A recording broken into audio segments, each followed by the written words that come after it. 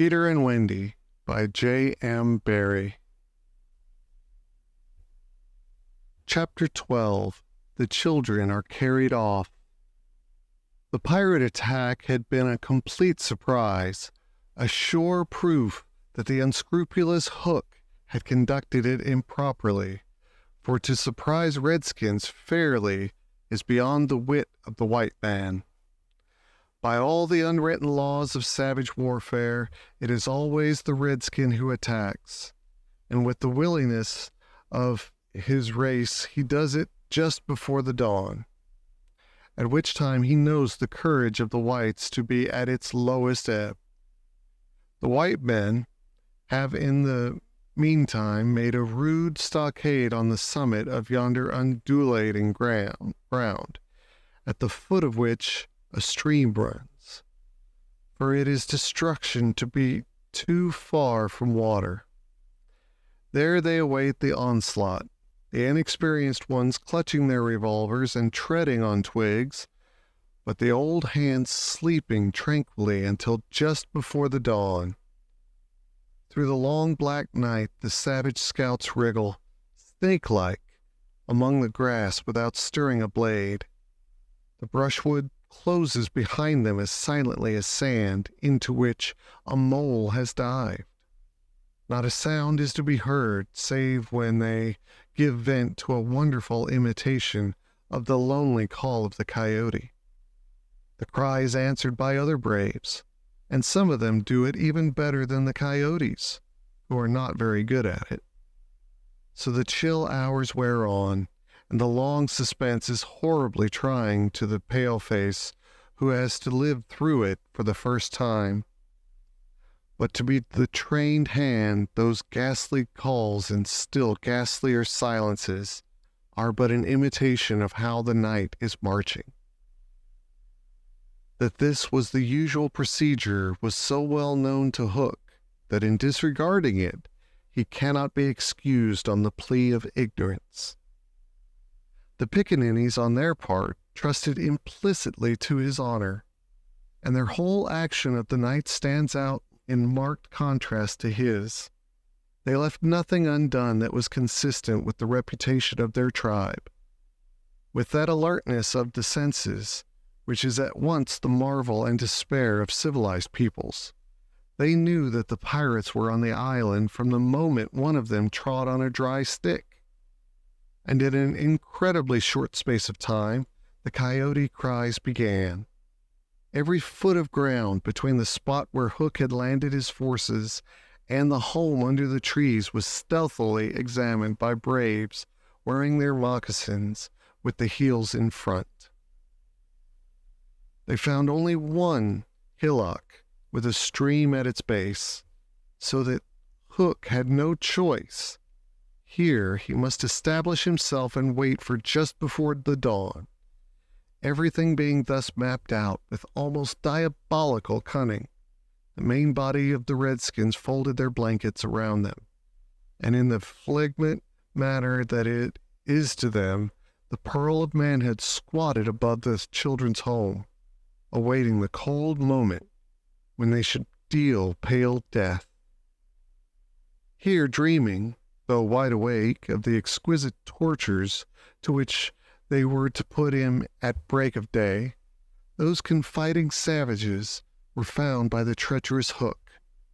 From the accounts afterwards supplied by such of the scouts as escaped the carnage, he does not seem even to have paused at the rising ground, though it is certain that in that gray light he must have seen it. No thought of waiting to be attacked appears from first to last to have visited his subtle mind. He would not even hold off till the night was nearly spent.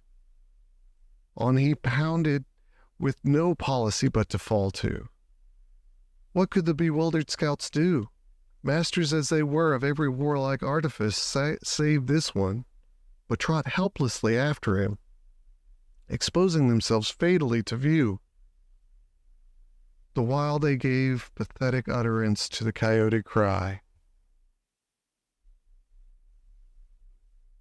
Around the brave tiger lily were a dozen of her stoutest warriors, and they suddenly saw the perfidious pirates bearing down upon them. Fell from their eyes then the film through which they had looked at victory. No more would they torture at the stake. For them, the happy hunting grounds now. They knew it, but as their father's sons they acquitted themselves. Even then, they had time to gather in a phalanx that would have been hard to break had they risen quickly, but this they were forbidden to do by the traditions of their race. It is written that the noble savage must never express surprise in the presence of the white. Thus terrible as the sudden appearance of the pirates must have been to them, they remained stationary for a moment, not a muscle moving, as if the foe had come by invitation. Then indeed, the tradition gallantly upheld, they seized their weapons, and the air was torn with the war cry. But it was now too late. It is no part of ours to describe what was a massacre rather than a fight. Thus perished many of the flower of the Piccaninny tribe. Not all of it unavenged did they die, for with Lean Wolf fell Alf Mason to disturb the Spanish Main no more. And among others who bit the dust were Geo, Scurry, Chaz, Turley, and the Alsatian Fogarty. Turley fell to the tomahawk of the terrible panther, who ultimately cut a way through the pirates with Tiger Lily and a small remnant of the tribe. To what extent Hook is to blame for his tactics on this occasion is for the historian to decide. Had he waited on the rising ground till the proper hour, he and his men would probably have been butchered, and in judging him it is only fair to take this into account. What he should perhaps have done was to acquaint his opponents that he proposed to follow a new method.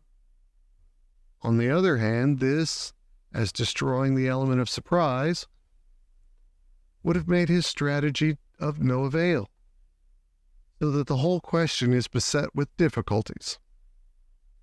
One cannot at least withhold a reluctant admiration for the wit that had conceived so bold a scheme, and the fell genius with which it was carried out. What were his own feelings about himself at that triumphant moment? Fain would his dogs have known, as, breathing heavily and wiping their cutlasses, they gathered at a discreet distance from his hook, and squinted through their ferret eyes at this extraordinary man. Elation must have been in his heart, but his face did not reflect it. Ever a dark and solitary enigma, he stood aloof from his followers in spirit as in substance. The night's work was not yet over, for it was not the redskins he had come out to destroy. They were but the bees to be smoked, so that he should get at the honey. It was Pan he wanted, Pan and Wendy and their band, but chiefly Pan. Peter was such a small boy that one tends to wonder at the man's hatred of him. True, he had flung Hook's arm to the crocodile, but even this and the increased security of life to which it led, insecurity of life that it led, owing to the crocodile's pertinacity, hardly account for its vindictiveness so relentless and malignant. The truth is that there was a something about Peter which goaded the pirate captain to frenzy. It was not his courage, it was not his engaging appearance, it was not... There is no beating around the bush, for we know quite well what it was, and have got to tell. It was Peter's cockiness. This had got it on Hook's nerves. It made his iron claw twitch, and at night it disturbed him like an insect. While Peter lived, the tortured man felt that he was a lion in a cage into which a sparrow had come. The question now was how to get down the trees, or how to get his dogs down. He ran his greedy eyes over them, searching for the thinnest ones. They wriggled uncomfortably, for they knew that he would not scruple to ram them down with poles. In the meantime, what of the boys? We have seen them at the first clang of weapons, turned as it were into stone figures, open-mouthed, all appealing with outstretched arms to Peter. And we return to them as their mouths close and their arms fall to their sides. The pandemonium above has ceased almost as suddenly as it arose, passed like a fierce gust of wind. But they know that in the passing it has determined their fate. Which side had won? The pirates, listening avidly at their mouths of the trees, heard the question put by every boy. And alas, they also heard Peter's answers. If the redskins have won, he said, they will beat the tom-tom. It is always their sign of victory. Now Smee had found the tom-tom and was at that moment sitting on it. You will never hear the tom-tom again, he muttered, but inaudibly, of course, for strict silence had been enjoyed. To his amazement, Hook signed to him to beat the tom-tom. Slowly, there came to Smee an understanding of the dreadful wickedness of this order. Never, probably, had this simple man admired Hook so much. Twice, Smee beat upon the instrument, and then stopped to listen gleefully. The tom-tom, the miscreants heard Peter cry, an Indian victory. The doomed children answered with a cheer that was music to the black hearts above, and almost immediately they repeated their goodbyes to Peter. This puzzled the pirates, but all their other feelings were swallowed by a base delight that the enemy were about to come up the trees. They smirked at each other and rubbed their hands. Rapidly and silently, Hook gave his orders, one man to each tree, and the others to arrange themselves in a line 2 yards apart.